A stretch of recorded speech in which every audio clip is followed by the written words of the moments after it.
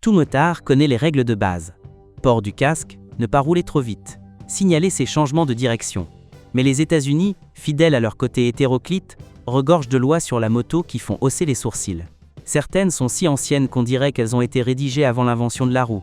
D'autres sont étonnamment utiles, pourtant presque personne ne sait qu'elles existent.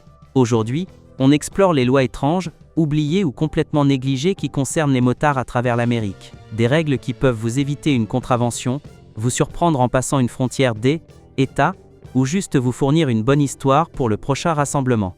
Allumons le moteur et plongeons dans ces bizarreries juridiques du monde biker. Première constatation. Il est légal de franchir un feu rouge dans certains États. Oui, vous avez bien lu. Dans des États comme l'Illinois, le Missouri, le Minnesota et quelques autres, il existe une règle autorisant parfois les motos, et parfois même les bicyclettes, à franchir un feu rouge dans des conditions précises. Pourquoi ? Parce que les détecteurs de trafic au feu ne repèrent souvent pas les deux roues. Ils sont conçus pour le poids d'une voiture, et votre custom de 227 kg peut tout aussi bien être un fantôme pour le système. Concrètement, si vous êtes coincé à un feu rouge qui ne change manifestement pas, et que vous avez attendu un délai raisonnable, généralement autour de 120 secondes, vous êtes autorisé à traverser l'intersection si c'est sûr de le faire. C'est énorme, car sinon vous resteriez bloqué en attendant qu'une voiture déclenche le feu pour vous, ou vous prendriez le risque d'une contravention pour franchissement. Cela ne veut pas dire que vous pouvez traverser tous les feux rouges comme dans un film de poursuite. Les lois varient selon les États, et il faut être sûr que la manœuvre est sûre et justifiée. Les policiers ne seront pas toujours compréhensifs, surtout si vous tentez le coup au milieu du trafic. Dans les États où c'est autorisé, cette loi méconnue peut littéralement sauver la mise. Deuxième point, certains États permettent de rouler sans casque, mais avec des conditions bien précises. C'est un sujet qui fait toujours débat. Les lois sur le port du casque. Beaucoup de motards pensent que rouler sans casque est tout simplement illégal partout aux États-Unis. Et pourtant non. Certains États autorisent la conduite sans casque, à condition de remplir certains critères. Prenons l'exemple de la Floride. Il est légal de rouler sans casque si vous avez plus de 21 ans et que vous disposez d'au moins 10 000 $ de couverture médicale. Le Michigan et la Pennsylvanie appliquent des règles similaires, avec quelques variations concernant l'âge et les exigences d'assurance. L'idée, c'est que si vous êtes assez âgé et assez assuré pour en assumer les conséquences, l'État vous laisse prendre le risque. Mais voilà où ça se complique. Beaucoup de motards entendent casque non obligatoire et pensent être totalement en règle. Ils oublient les petites lignes. Les exigences d'assurance varient selon les États, et parfois la loi ne s'applique qu'à certaines cylindrées ou à certains types de motos. Si vous vous faites arrêter et que vous ne remplissez pas ces conditions, vous risquez une lourde amende, voire des points en moins sur votre permis. En résumé, oui, certains États vous permettent de sentir le vent dans vos cheveux, mais si vous ne connaissez pas précisément la loi locale, et que vous n'avez pas les justificatifs nécessaires, vous vous exposez à bien plus qu'une simple mauvaise coiffure. Continuons. Troisième règle, il est interdit de transporter un passager si votre moto n'est pas équipée de repose-pied, même si le passager ne s'en sert pas. Voilà une règle qui surprend beaucoup de motards, surtout ceux qui emmènent un ami faire un petit tour rapide. Dans de nombreux États, transporter un passager est illégal si votre moto n'est pas prévue pour, et cela inclut obligatoirement la présence de repose-pied passager, même si votre passager ne pose jamais les pieds dessus. Pourquoi est-ce important ? Parce que de nombreux nouveaux motards, ou ceux qui ont allégé leur machine pour un look plus épuré, enlèvent souvent les repose-pieds arrière en pensant qu'ils sont inutiles ou inesthétiques. Mais si vous embarquez quelqu'un derrière vous, même pour un court trajet, sans repose-pied, vous êtes techniquement en infraction. Et si vous vous faites arrêter, c'est une amende à laquelle vous échapperez pas. Certains États vont encore plus loin, en exigeant un véritable siège passager, pas seulement une selle improvisée ou un garde-boue rembourré. Si votre moto n'est pas équipée d'un siège conçu pour une deuxième personne, transporter un passager est interdit. Peu importe si votre ami est d'accord pour s'asseoir à l'arrière, ou si c'est juste pour un petit trajet, la loi reste la loi. Avant donc de monter un pote sur l'arrière de votre café racer ou de votre bobber minimaliste, prenez le temps de vérifier les réglementations locales. Ces 5 minutes de trajet pourraient vous coûter bien plus cher qu'une tournée au bar. Quatrième règle, le port d'une protection oculaire est obligatoire, même si vous avez un pare-brise. Beaucoup de motards pensent qu'avec un pare-brise, les lunettes ou les lunettes de protection ne sont pas nécessaires. Faux. Dans plusieurs États, dont New York, la Géorgie et le Minnesota, il est légalement obligatoire de porter une protection pour les yeux en roulant. Et non, plisser les yeux avec style ne compte pas. Plus surprenant encore, la loi s'applique parfois, même si votre moto est équipée d'un pare-brise. L'argument, c'est qu'un pare-brise ne peut pas totalement bloquer les débris, les insectes ou les gravillons de la route. Sans visière, lunettes adaptées ou masque, vous êtes en infraction. Certains États précisent même que la protection oculaire doit être résistante au choc, ce qui exclut de simples lunettes de soleil classiques. Et si vous roulez de nuit, Certaines lois interdisent les verres teintés ou foncés après le coucher du soleil. Ainsi, vous pouviez être en règle à 18 h, mais à 20 h vous pouviez sans le savoir être en infraction. Et ce ne sont pas de petites règles municipales oubliées. Des motards se sont réellement fait arrêter et verbaliser pour ce détail précis. La prochaine fois que vous partez en pensant qu'un pare-brise suffit, vérifiez bien les lois de votre État. Une simple paire de lunettes de protection peut vous éviter bien des ennuis juridiques. 5e règle, vous pouvez être verbalisé pour une mauvaise position des pieds. Cela paraît être une blague, mais c'est bien réel. Dans certains États, dont la Californie et le Texas, vous risquez une amende si vos pieds ne sont pas posés sur les repose-pieds pendant que la moto est en mouvement. Il suffit de décrocher vos pieds un instant pour vous étirer, et si un agent de la route vous voit, cela peut suffire pour un PV. Pourquoi une telle règle? Elle repose sur l'idée que la bonne position des pieds garantit un meilleur contrôle de la moto. Et même si c'est globalement vrai, cela ne prend pas en compte la réalité de la route. Parfois on bouge ses jambes pour soulager des crampes, ajuster son équipement ou éviter une pièce trop chaude. Mais techniquement, à partir du moment où vous ne maintenez pas un contrôle complet, vous êtes en infraction. Cette règle touche particulièrement les nouveaux motards ou ceux qui parcourent de longues distances et doivent changer de position pour rester à l'aise. Et inutile de penser à laisser vos jambes pendre comme si vous étiez sur une chaise longue. Vous serez arrêté plus vite qu'en faisant un wheeling devant une école. La leçon est claire, renseignez-vous sur les règles de votre État et évitez de trop vous mettre à l'aise en route. Apparemment, même vos pieds doivent obéir à la loi. 6e règle, il est interdit de rouler côte à côte. Vous l'avez sûrement vu des dizaines de fois. 2 motards qui avancent dans la même voie, l'un à côté de l'autre, discutant, frimant ou simplement profitant de la balade. Ça a l'air cool, convivial et sans danger. Mais dans certains États, ce type de conduite est en réalité illégal. Alors que de nombreux États autorisent 2 motos à partager une voie côte à côte, ce qu'on appelle rouler en two abreast, d'autres imposent une formation en quinconce ou en file indienne uniquement. Des États comme le Montana ou l'Arkansas ont interdit la conduite côte à côte en invoquant des problèmes de visibilité et de manœuvrabilité. L'argument est qu'en roulant côte à côte, vous réduisez votre capacité à esquiver ou à réagir rapidement, ce qui peut représenter un danger. Ce qui rend cette règle confuse, c'est que dans la culture des balades en groupe, la formation côte à côte est parfois enseignée lors de parades lentes ou d'exercices sur parking. Mais une fois sur route ouverte, surtout à vitesse élevée, certains États exigent une formation décalée pour plus de sécurité. Même si la loi ne l'interdit pas explicitement, certains policiers peuvent considérer cela comme une conduite dangereuse, notamment si la circulation est dense ou que les voies sont étroites. En clair, une balade amicale épaule contre épaule peut rapidement se transformer en contravention, ou pire, en mise en danger si quelque chose tourne mal. Toujours vérifier la législation locale avant de rouler serré avec un compagnon. Cette sortie tranquille peut vite se compliquer. 7e règle, certains États exigent un permis spécifique pour les trikes ou les sidecars. La plupart des motards pensent qu'une fois leur permis moto en poche, ils peuvent tout conduire, qu'il s'agisse d'un 2 roues, d'un trike ou d'une moto équipée d'un sidecar. Mais dans certains États, comme la Californie, ce n'est pas le cas. On y demande un permis distinct, comme la classe M3 par exemple, pour conduire une moto à 3 roues. Pourquoi? Parce que le pilotage d'un trike est complètement différent de celui d'une moto classique. Pas d'inclinaison dans les virages, pas de contrebraquage de la même manière. C'est en réalité plus proche de la conduite d'un quad ou d'un petit cabriolet. Le DMV considère donc que si vous pilotez un type de machine différent, vous devez prouver que vous êtes capable de la maîtriser. Et les choses se compliquent encore. Dans certains États, si vous passez votre examen moto avec un trike, votre permis ne sera valable que pour les 3 roues.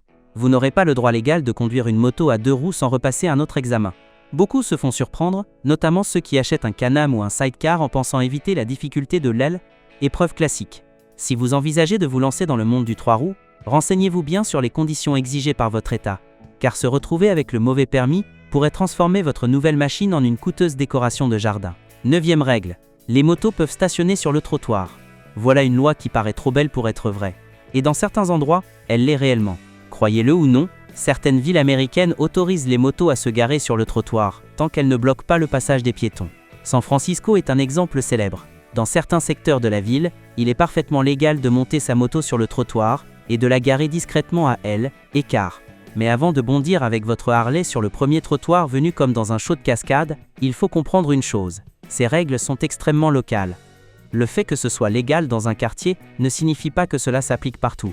Une rue plus loin, vous pourriez écoper d'une amende salée ou voir votre moto embarquée à la fourrière.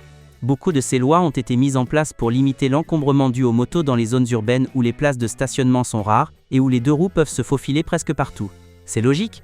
Pourquoi prendre une place entière quand votre moto occupe à peine 2 mètres? Mais voilà le piège.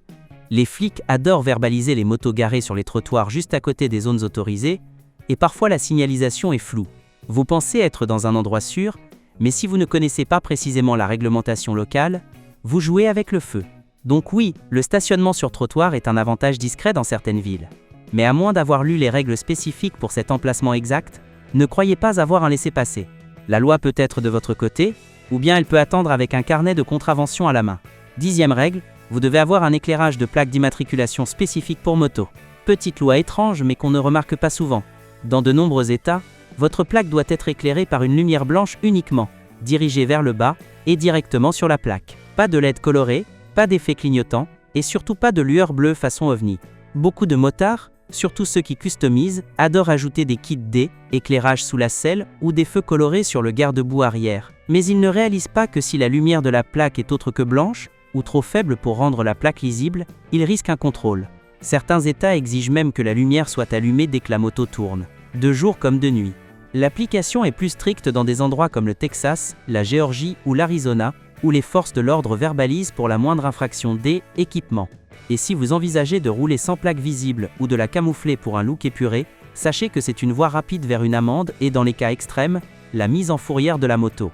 Donc oui, pendant que vous vous concentrez sur la sonorité parfaite de votre échappement et la peinture personnalisée, n'oubliez pas les détails ennuyeux mais essentiels, comme une petite ampoule blanche qui vous garde en règle, parce qu'il n'y a rien de plus amateur que de se faire arrêter pour un accessoire qui coûte 5 $ en magasin.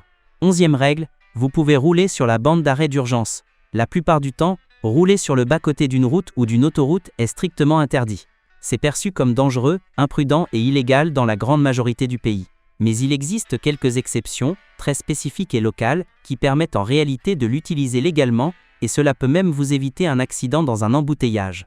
Prenons l'exemple du Minnesota. Dans la région des Twin Cities, un programme spécial appelé Bus Only Shoulder Use autorise aussi les motos à emprunter la bande d'arrêt d'urgence pendant les congestions. Mais, et c'est un gros mais, seulement sur certaines autoroutes désignées et sous certaines conditions, comme lorsque la circulation est ralentie. Vous ne pouvez pas vous engager sur le bas-côté simplement parce que vous êtes pressé. Il y a des limitations de vitesse, des panneaux et des règles de sécurité à respecter. Et même si le Minnesota est le cas le plus connu, d'autres régions testent des dispositifs similaires. L'idée est simple, dans les embouteillages, les motos deviennent vulnérables aux collisions par l'arrière et à la surchauffe. Leur permettre d'utiliser la bande d'arrêt d'urgence, quand c'est encadré, a du sens. Mais encore une fois, tout dépend de la législation locale. Ce qui signifie que si vous traversez une ville inconnue, et que vous voyez un motard passer tranquillement sur le bas-côté, ne supposez pas que c'est légal. Peut-être qu'il connaît les règles locales, ou peut-être qu'il vous entraîne droit vers une amende.